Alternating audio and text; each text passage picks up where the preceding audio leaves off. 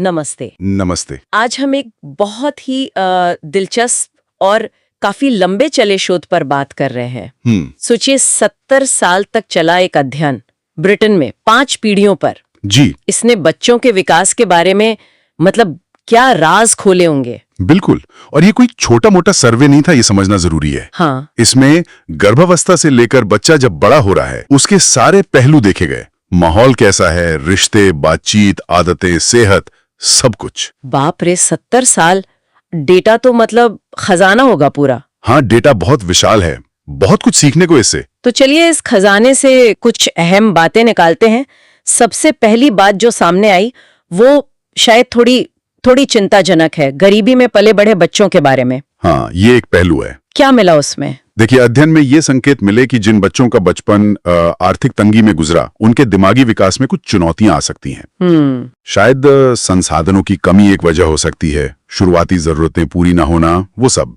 लेकिन ये पूरी कहानी नहीं है। अच्छा, तो फिर मतलब कहानी का सबसे अहम मोड़ क्या था?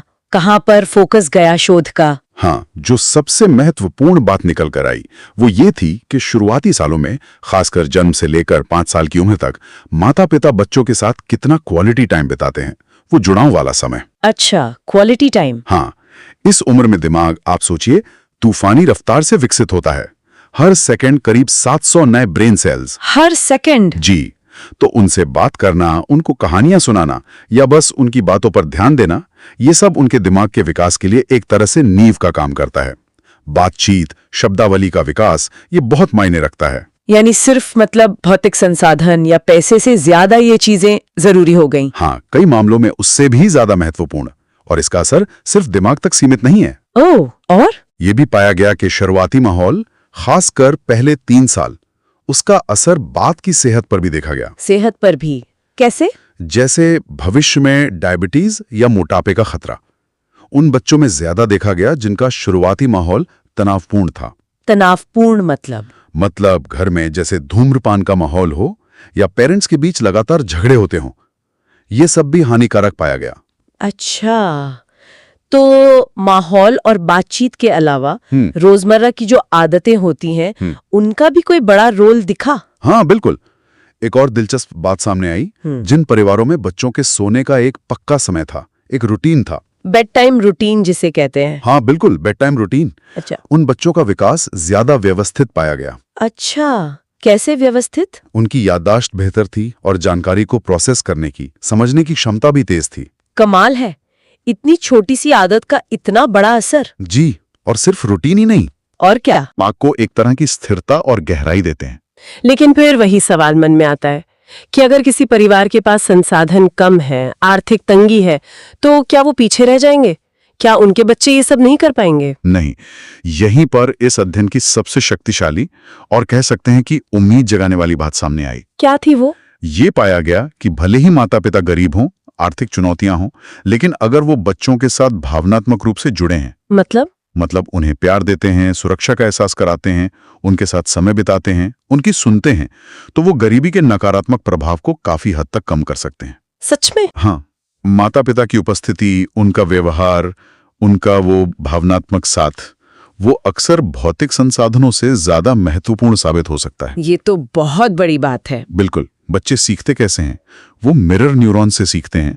वो अपने आसपास की इमोशंस को, व्यवहार को तुरंत पकड़ते हैं, खासकर अपने पेरेंट्स के। ये वाकई बहुत राहत देने वाली बात है। अच्छा, अब उस मुद्दे पर आते हैं जो आजकल हर घर में छाया हुआ है, स्क्रीन टाइम।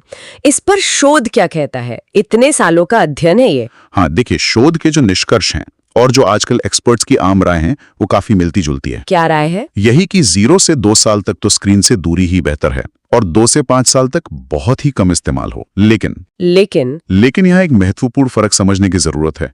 हर तरह का स्क्रीन टाइम एक जैसा नहीं होता। अच्छा, कैसा फर्क है? हानिकारक वो है जिसे हम कहते हैं माइंडलेस स्क्रॉलिंग, जैसे सोशल मीडिया पर बिना किसी उद्देश्य के बस देखते जाना। स्क्रीन के साथ इंटरैक्ट कर रहा है, कुछ सीख रहा है, जैसे कोई एजुकेशनल ऐप इस्तेमाल कर रहा है या कोई पजल सॉल्व कर रहा है, कोई स्किल सीख रहा है, तो वो उतना हानिकारक नहीं माना गया। तो इंटरैक्टिव स्क्रीन ठीक है, पैसिव नहीं? हाँ, मोटे तौर पर। और ये भी याद रखना जरूरी है कि बच्चों का सेंसरी विकास मतलब देखना सुनना ये सब 6-7 साल की उम्र तक लगभग वयस्कों जैसा हो जाता है। इसलिए उन्हें असली दुनिया के अनुभव देना ज्यादा जरूरी है। खेलना, कूदना, बात करना। तो कुल मिलाकर इस 70 साल के लंबे गहन अध्ययन से कुछ बहुत ही सरल लेकिन शक्तिशाली बातें सामने आती हैं ना? बिल्कुल, सार यही है, बच्चों के साथ क्वालिटी टाइम बिताएं, पूरी तरह से उनके साथ मौजूद रहें, एक रूटीन बनाएं, खासकर सोने का, पढ़ने की आदत डालें और सबसे जरूरी अपना भावनात्मक साथ दें। प्यार, सुरक्षा, अपनापन, ये चीजें किसी भी महंगी चीज से ज्यादा कीमती हैं। और स्क्रीन टाइम को लेकर सजग रहें। सीखने वाली इंटरैक्टिव स्क्रीन ठीक है, पर माइंडलेस स्क्रॉलिंग से बचें। बिल्कुल, असली दुनिया के अनुभव पहली प्राथमिकता होनी चाहिए। खेलना, बातें करना, घूमना फिरना। आज की चर्चा के बाद सोचने के लिए एक सवाल छोड़ जाते हैं सबके लिए। हम रोजमर्रा की भागदौड़ में अनजाने में बच्चों को वो कौन से छोटे छोटे मगर बेहद असरदार सकारात्मक अनुभव देने से चूक रहे हैं, जिनका असर उनके भविष्य पर बहुत बड़ा और स्थायी हो सकता है।